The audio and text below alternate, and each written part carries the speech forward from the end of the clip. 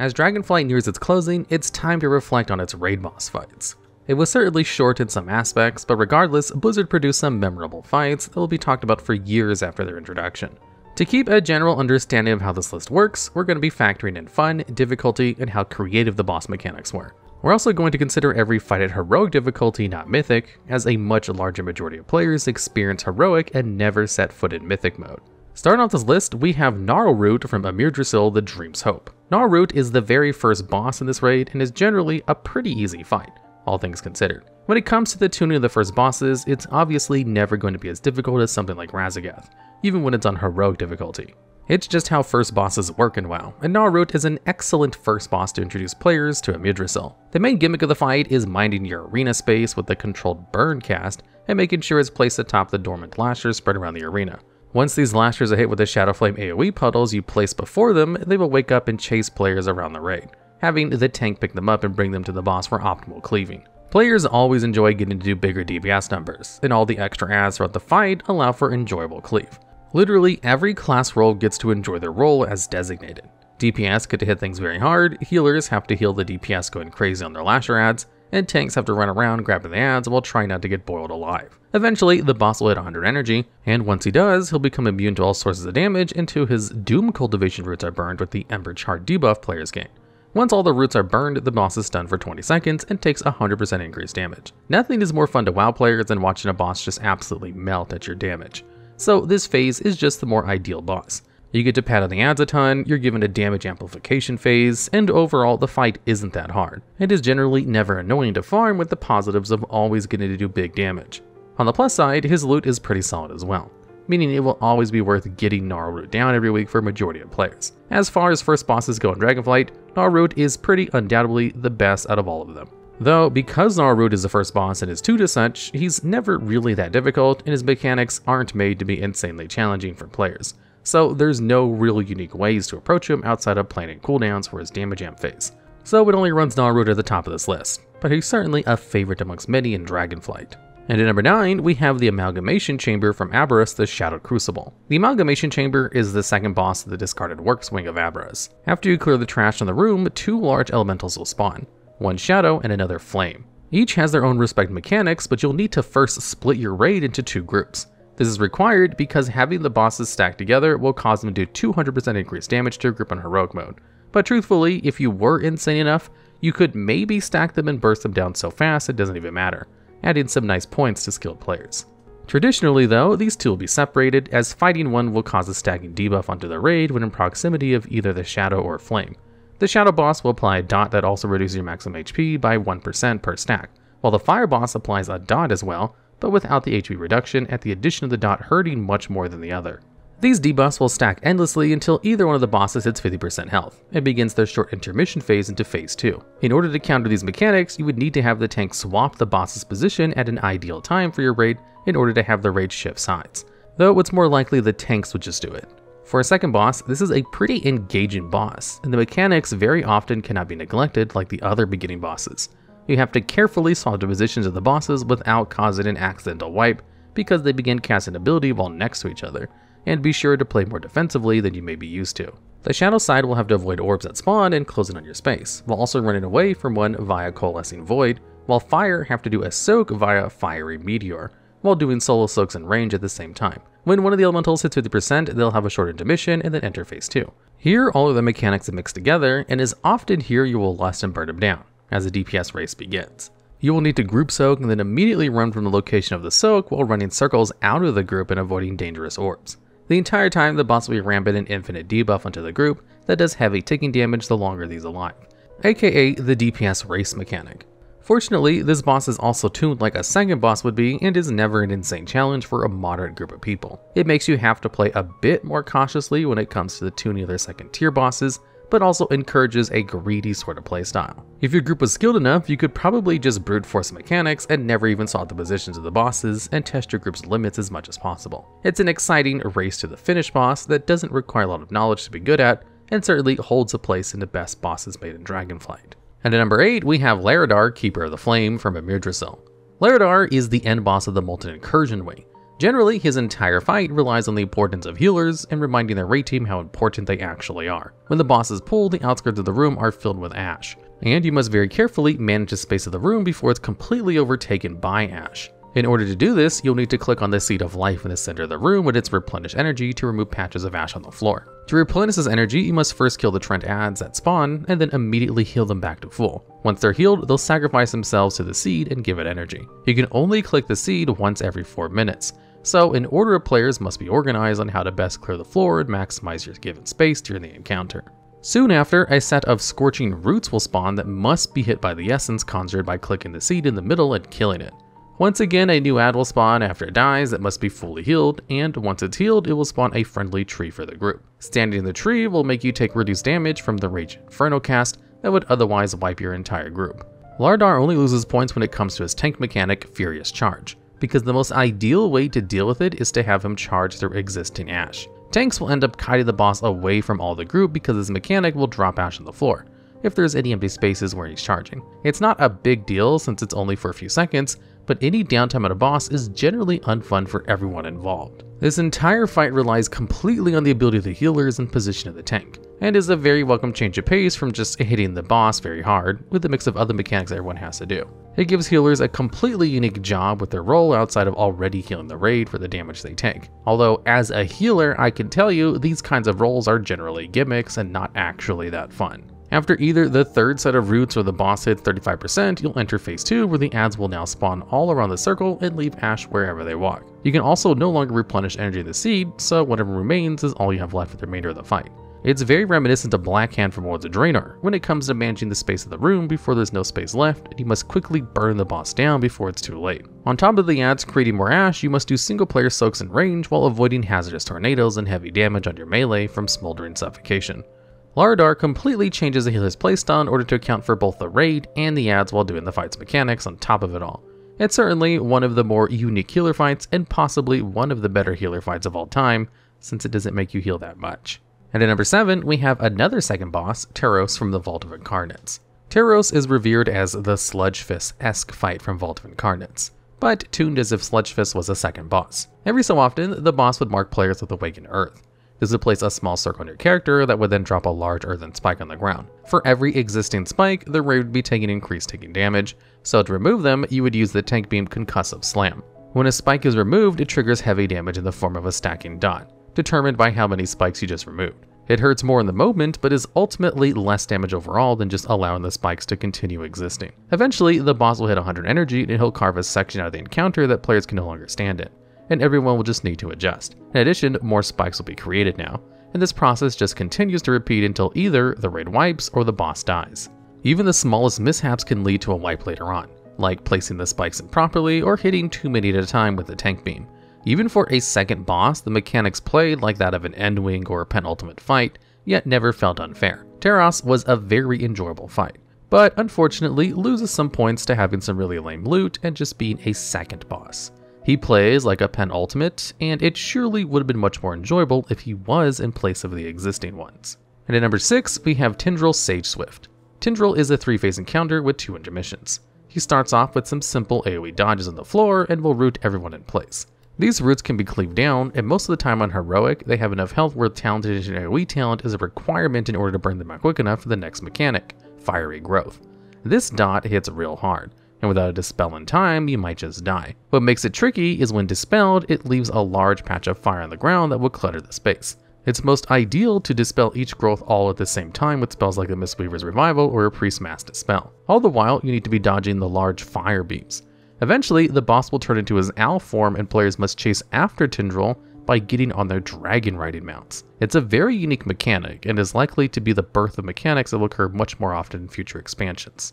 As you follow the boss, you must collect green orbs for damage and a healing buff while avoiding the red orbs. Once you land, you'll use this buff to your advantage and just blast the boss with damage. It makes a mechanic that otherwise may have become annoying on farm an engaging way to get as much damage as possible in for your team. In phase 2, the boss will now have the Seeds of Flame mechanic. Basically, a ton of seeds are going to spawn around the boss arena that must be stomped on by the players. And for every seed that you step on, the next one will do more damage. You have to be very careful when stomping these seeds, as doing it too fast can just one-shot you. And if you're too slow, the raid will wipe because the trees will sprout from it and it does too much damage to the raid. It requires very careful planning with your healers and players with immunities like Divine Shield to effectively remove. You'll chase the boss again and then start phase 3, which combines the seed's mechanics with the fire beams. Here, you'll just need to play it as safe as you can without screwing up the mechanics, because even just one beam and one seed can be the downfall of your entire raid. Thematically, it's a very great fight before the end boss of the raid, and you can't help but feel a sense of greatness while chasing down the boss. It even has really good loot that makes it worth farming consistently with your team, which leads us to our next entry.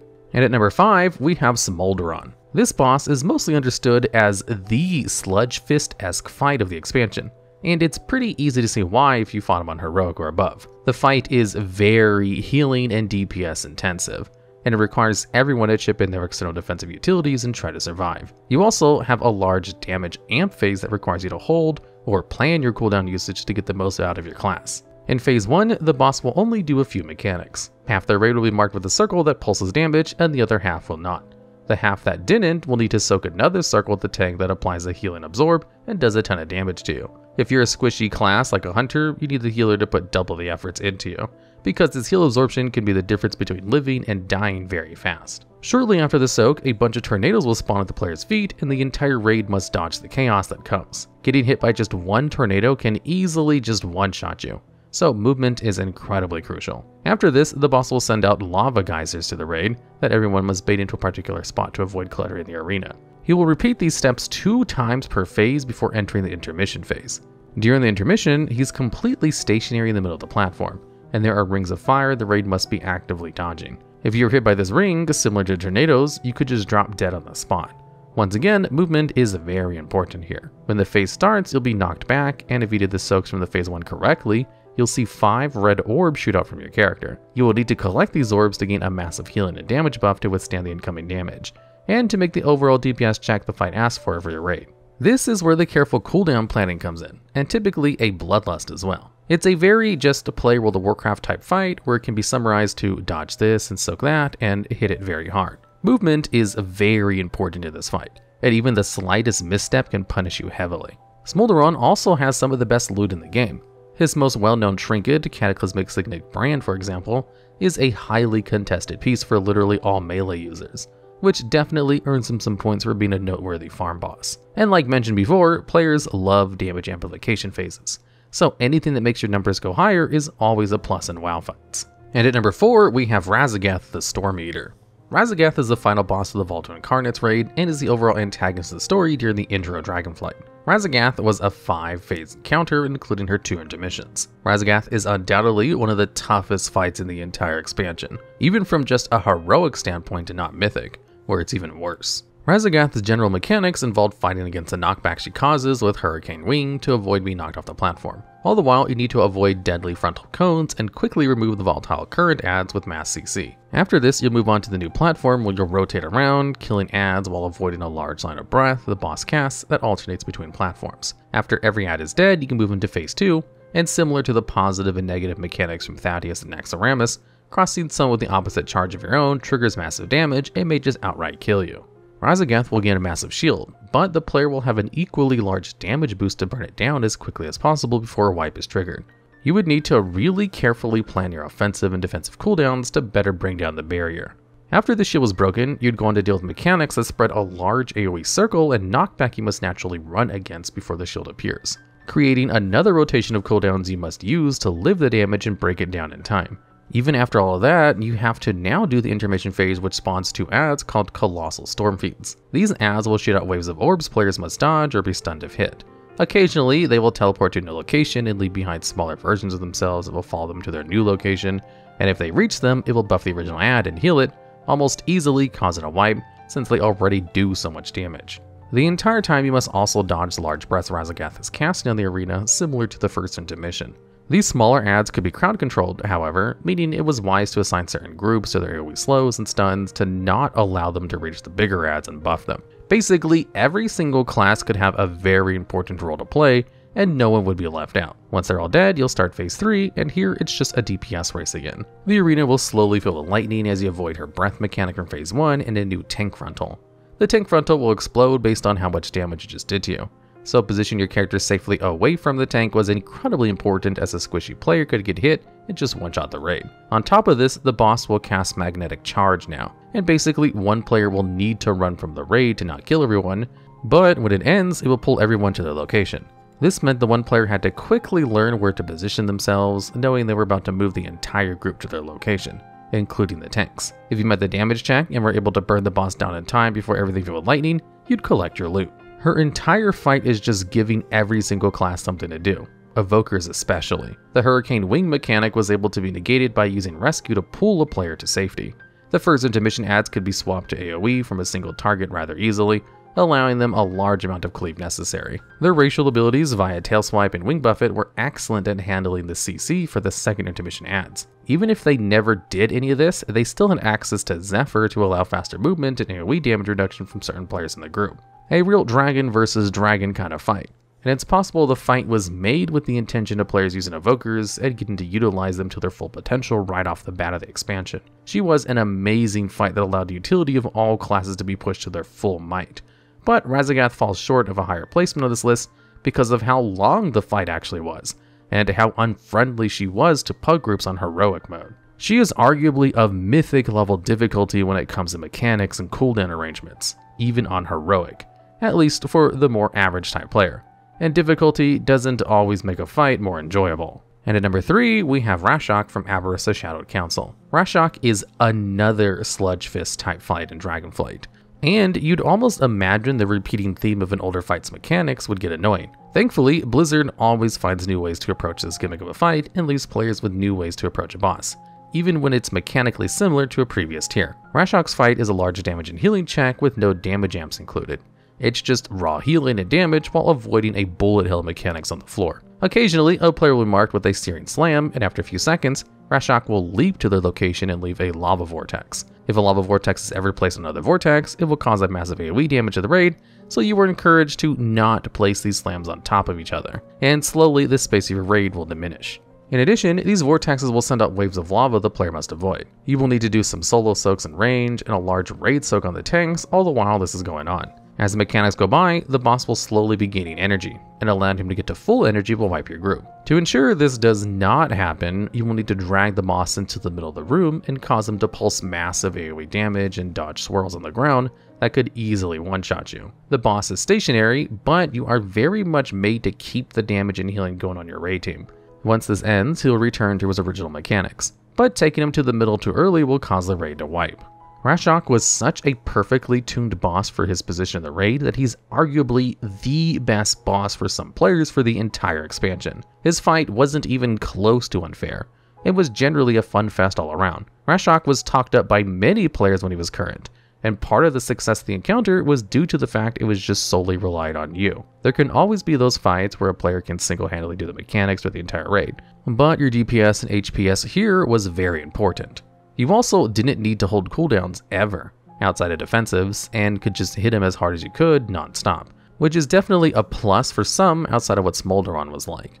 Rashok was actually so good that Blizzard's associate game director, Morgan Day, implied that they wish they had swapped Rashok's position in the raid with Magmorax, a very controversial boss due to how unintuitive it was. To claim such a move is incredibly bold, and is something we almost never hear from Blizzards themselves, if ever. Even they knew how beloved the fight was, and it's the only thing that actually knocks Rashok down a few entries. His fight was tuned for an Endwing boss, but not closer to the end of the actual raid. The only complaints you get about Rashok is that he may die too easily with a more experienced group, despite presenting challenging mechanics and gameplay. But the tuning based on his position in the raid cannot demand something so high. And our second to last entry to this list is Scale Commander Sarkareth from Avarice. Sarkareth serves as the overall antagonist of patch 10.1 of Dragonflight and is the end tier boss of the entire raid. He's garnered a high reputation in the spotlight of Dragonflight raids for two big reasons. The first was, for an end boss, Sarkareth was a relatively short fight. It's much more enjoyed by players when a boss fight isn't 10 plus minutes, especially when you wipe so close to a kill, and now you have to redo another 10 minutes of your time perfectly for a good kill. Because of this fact, it leads to the next reason Sarkareth was so enjoyed. He just wasn't that hard of a boss.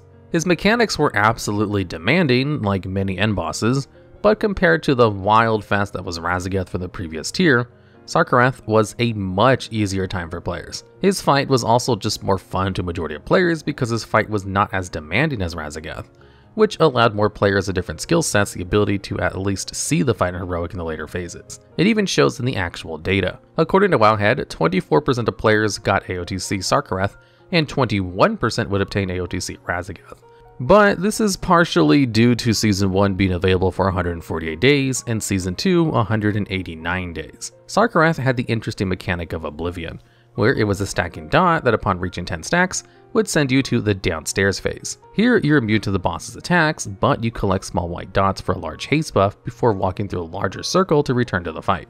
This creates an interesting gimmick with players where they will attempt to min-max the amount of time they're downstairs to gain the haste benefit as much as possible for optimal DPS. You don't want to be down there too long, but you also want the buff, so you had to find a pretty even divide. Fortunately, the boss's mechanics often encourage you to do so by taking void bombs to the down phase so they don't explode in the raid and damage everyone, and instead in a zone where there's no players. This carries over to the tank mechanic Void Claws in Phase 3, where you must taunt swap when hit and get downstairs to allow the debuff to explode when it's safe. So even tanks get to enjoy the fun of the haste buff.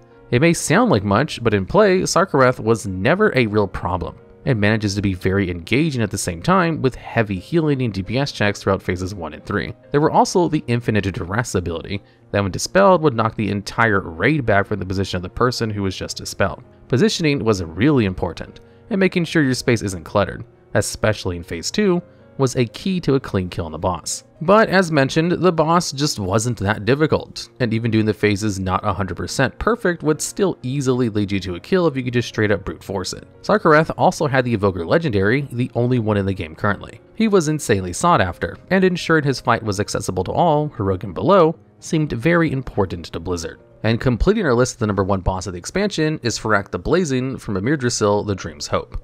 Fyrakk is the main villain of patch 10.2 and seeks to burn the world tree of Yggdrasil as per his brother Eridicon's orders. He's also gone kinda crazy with his Shadow Flame powers. During the fight, the main mechanic is making sure the world tree does not burn. To promise this, the players will need to limit the space of the ash that is quickly spreading via Firestorm, while also living the insanely heavy damage of the Dream Rend. Taking too long will burn the tree, so already you have a DPS and healing check to make. Healers are probably more than familiar that dispelling this fight is insanely crucial, so you probably heard a few times that one DPS called for a dispel before he fell on the floor. Then you must break a large shield the boss casts on himself while not allowing orbs to reach him, as it will definitely wipe your group, which is another DPS check, as taking too long will burn the tree. After this, Phase 2 begins, where the healers begin to carry the fight. Players must kill waves of adds with heavy CC reliance, while healers heal new adds that walk slowly to the tree to heal it themselves. The higher the HP of the healer adds, the healthier the tree remains. These healer adds are very fragile, and the damaging mechanics of the fight can just straight up kill them, and if you run out of adds to heal the tree, you wipe. Players must ensure the Screaming Soul adds are not near the healer adds with as much knockback CC as possible to reposition them to a safe place so they can be cleaved down.